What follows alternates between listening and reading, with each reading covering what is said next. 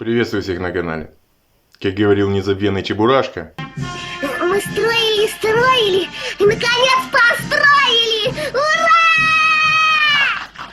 Итак, сегодня ролик о вот таком самодельном заточном станке для фуговальных ножей.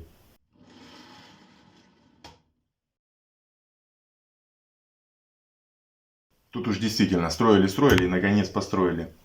Перебрал я кучу схем, варианты с заточкой фуговальных ножей шлифмашинкой или болгаркой я отмел сразу. Потому что фуговальный нож это все-таки деталь станка, и здесь необходима достаточная точность заточки, чтобы все работало нормально. Пересмотрел конструкции и у Ивана Баева, и у Владимира Жиленко, но они мне показались достаточно сложными. По большей части там применяются детали от промышленных станков, что в моем случае недоступно.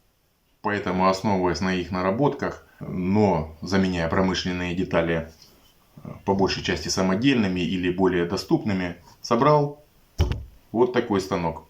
Сейчас расскажу об основных узлах, как я их делал, во сколько мне это все вылилось. Ну и покажу один простой способ, как проверить на остроту нож-фуганка. Это все-таки не клинок или охотничий нож, поэтому резать бумагу или брить волосы мы им не будем.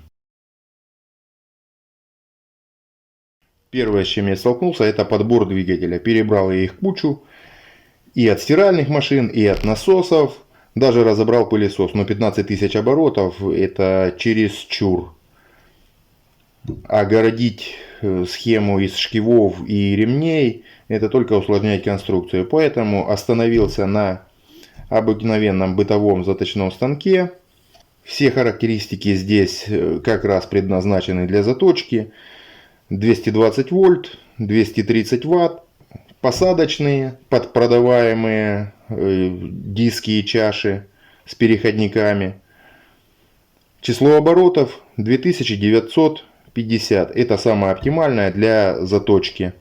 А стоит он в районе 2000. Точную сумму сказать не могу, потому что он у меня уже давно. Каких-то функциональных изменений в сам заводской станок я не вносил. Я изготовил под него подвижную площадку. При желании его можно открутить и установить уже и пользоваться как обыкновенным наждаком. Площадка подвижная, ослабляется гайка и винтом регулируется положение чаши. Винт я взял от старого домкрата.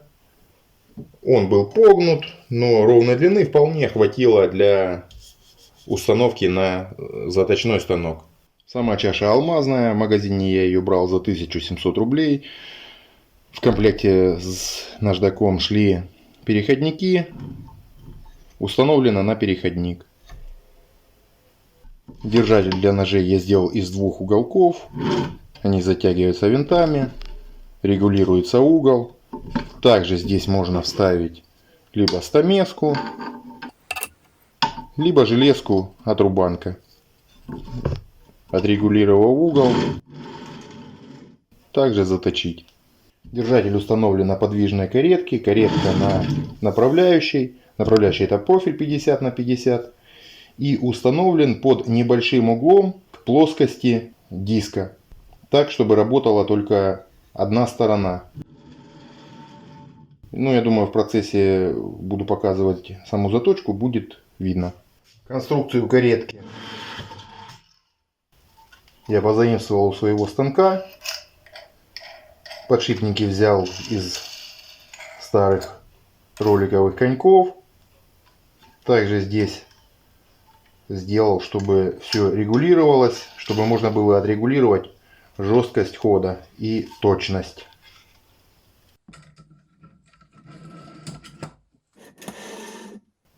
По конструкции все.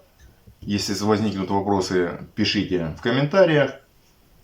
Теперь о стоимости. 2000, 1700. Ну, электроды, само железо. Пускай еще рублей 500. Ну а теперь непосредственно процесс заточки.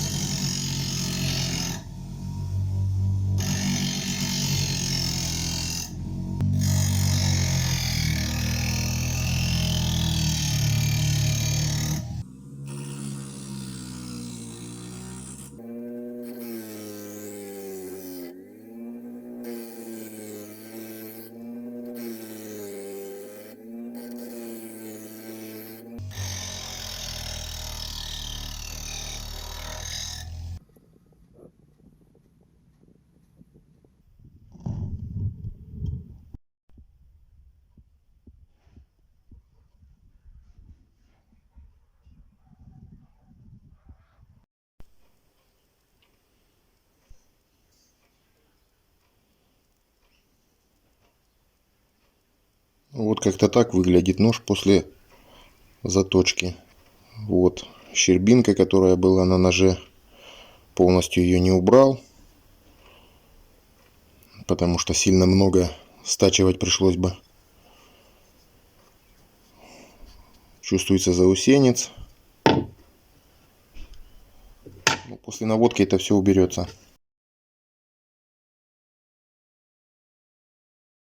Это уже нож подвел немножко камешком. Довольно острый. По проверке остроты, я не знаю, бумагу резать не буду. Руку брить тоже не буду.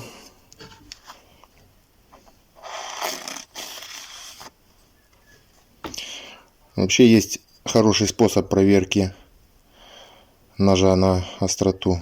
Берете двумя пальцами за край ножа и ставите на ноготь.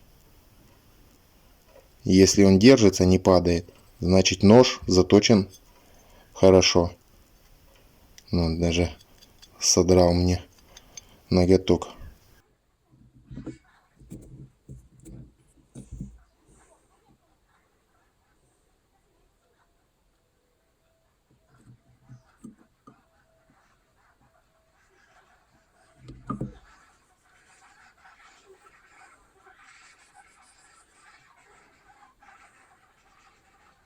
Одно скажу, переточил уже ножи всем в округе.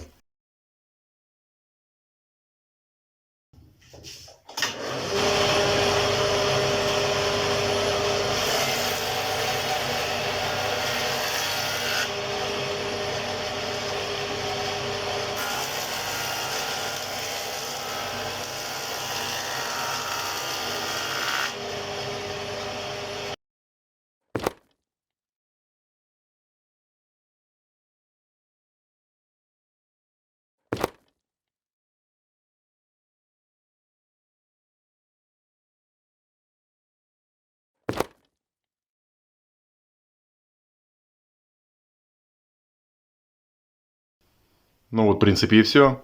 Оценивайте, пишите комментарии, делитесь этим видео в соцсетях и обязательно подписывайтесь на канал. Всем добра!